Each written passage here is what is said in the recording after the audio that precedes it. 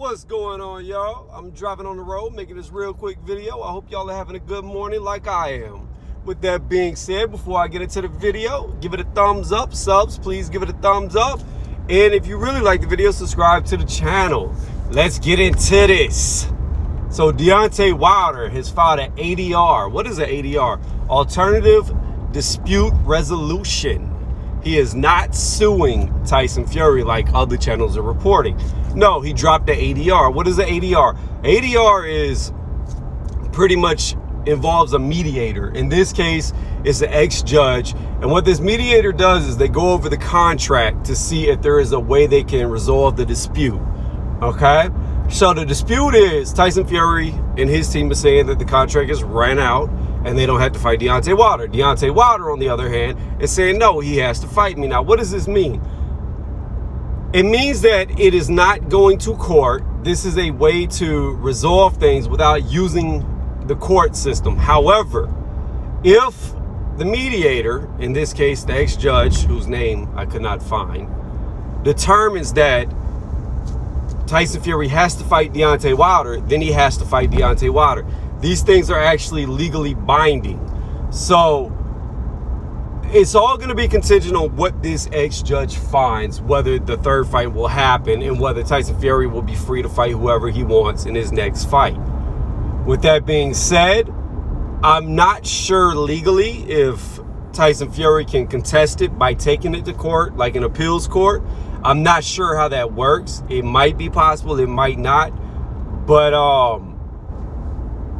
from the way that it's looking and sounding to me, I don't think, like what other channels alluded to, that Deontay Wilder is just doing this for a publicity stunt. If he's actually doing this ADR, I think he's actually trying to get the third fight. Now, is the third fight going to happen whenever Tyson Fury wants it to happen? Probably not, but this is what I really think is going on behind the scenes. I think Shelly Finkel, Al Heyman, and everybody else that surrounds Deontay Wilder, because he's got 1 million people on his team that he has to pay. I think all of them want this to be a not only pay-per-view event, but people to be ringside. They want to fill up a stadium.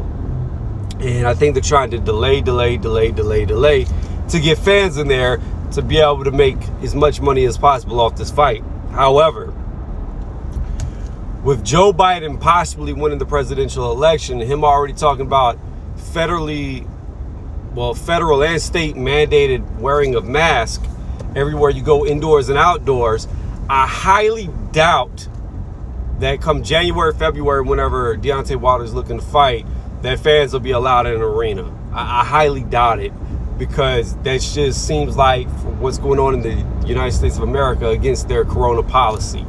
So I don't think things are going to open up. I don't think you're going to have venues that are going to support a massive amount of people just because of the, I think he called it a 7-point corona response that is going to happen, that's planning on going on. Will America get shut down again? I don't know. It's possible. If it does, then they're definitely not going to have fans in the venue. So with that being said, I don't think it's the fact that Deontay Wilder does not want to fight Tyson Fury. What I think it is, like I said, I think it was a money play. They were trying to delay to get as much money as possible in the next fight, which is kind of understandable. But at the same time, Tyson Fury not wanting to drag his feet on his next fight and wait months on end is also understandable. So I can see it from both sides. Now, the question comes down to, did the contract run out? And if it did run out, is there a, I don't want to say leniency, but will there be an extension given because of Corona? That is yet to be seen. That is for the mediator to decide. So again, I will restate, because I'm driving. It's kind of hard to talk while I'm driving. I'm very one-tracted. You know, get that all the time. I'm the definition of a man. Like, I can only focus on one thing and do one thing. And whenever there's a lot of traffic like this, it's hard for me to speak because I'm watching these cars because people can't drive. But anyways, with that being said, let's get back to what I'm saying. I don't think that's what Tyson Fury wants to do. He doesn't want to wait. And Deontay Wilder looks like he wants to wait till they can get a venue in there. And the bottom line is, I feel like Deontay Wilder wants to fight. And I also feel like with statements that have come out recently, Tyson Fury is not interested in Deontay Wilder anymore with the glove gate, the spiking of the water, and etc. You know, I could see this going into a defamation of character lawsuit if this fight goes through. I could see Tyson Fury, just judging off his character, because, you know, he's a very... he can be bitter at times, and if he wants to, he could go for a lawsuit. Sorry, y'all, my car just started slowing down on its own for no reason. But if he wanted to, he could drop a lawsuit after this, whatever the judge determines. And I wanted to say this too about the ex-judge. With the ADR, they have up to 28 days after it's filed to actually get a conclusion to it. So if it takes 28 days, that's going to take you all the way up into December. And I just don't see how Tyson Fury can go through with his next fight in December with this ADR going through if it takes the full extent of the review. So I don't know. Maybe there's a way that Tyson Fury could have a fight in between Deontay Wilder, where he has his December 5th fight and then he has to fight Deontay Wilder afterwards. I don't really know how it goes. So that's for the mediator to decide, and that's for Tyson Fury and his team to decide if they want to try to take it to an appeals court. But I don't know. I would say with all the stuff that Deontay Wilder has been saying recently, he needs to be careful. He needs to be careful doing legal actions, especially with things that he said about a whole bunch of different people, from Mark Breland to Tyson Fury to the Nevada State Commission. He just needs to be careful. Now, I'm going to end it on this because, like I said, I'm stopping looking, these cars all around me. But this is my opinion on it. A lot of people say that they don't want to see the third fight, that they've already seen enough. They saw Deontay Wilder get outboxed, and then they saw him get dominated in the second fight. And here's the thing. I would like to see the third fight. And I only say that because Tyson Fury's not going to fight Dillian White now. He's not going to fight Povetkin because they're locked in, and then Povetkin had Corona, so that fight got delayed till January, all right? So they're not going to fight. Anthony Joshua's not going to fight Tyson Fury right now because he's already locked in with Pulev. They're possibly locked in with Usyk as well. So, you know, Anthony Joshua's off the table. So who else does Tyson Fury fight? The guys that he's talking about fighting, I'm not interested in seeing. I'd rather see Deontay Wilder 3 than the other guys.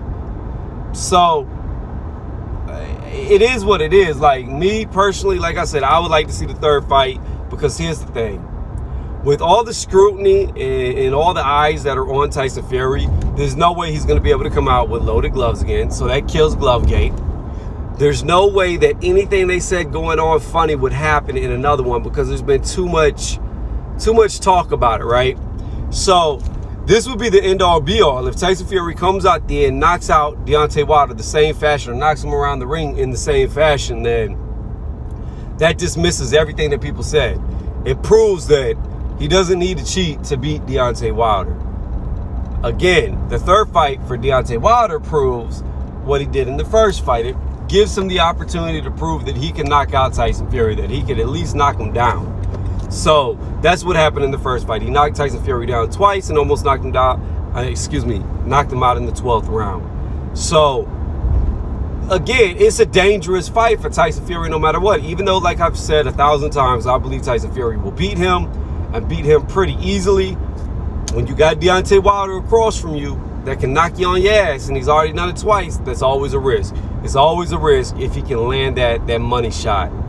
So it is what it is. I mean, you know, come down to the odds. Maybe Tyson Fury can beat Deontay Wilder 99 out of 100 times because 99 out of 100 times that right hand never lands. But this third fight could be that 1 out of 100 where that right hand lands.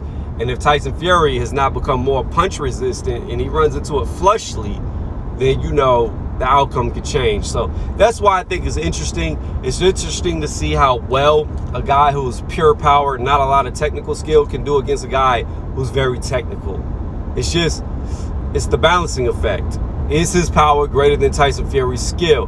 Has Deontay Wilder learned enough in this long break that he's had from the ring to slightly increase his skill to tip the scales in his favor? I don't know. But let me know what y'all think. I'm going to quit rambling. I'm driving once again, so I want to turn my AC back on because I can't let it blow while I'm driving because y'all won't hear nothing but wind. But yeah, let me know what y'all think. Thank y'all again for watching. Hit up the comment section.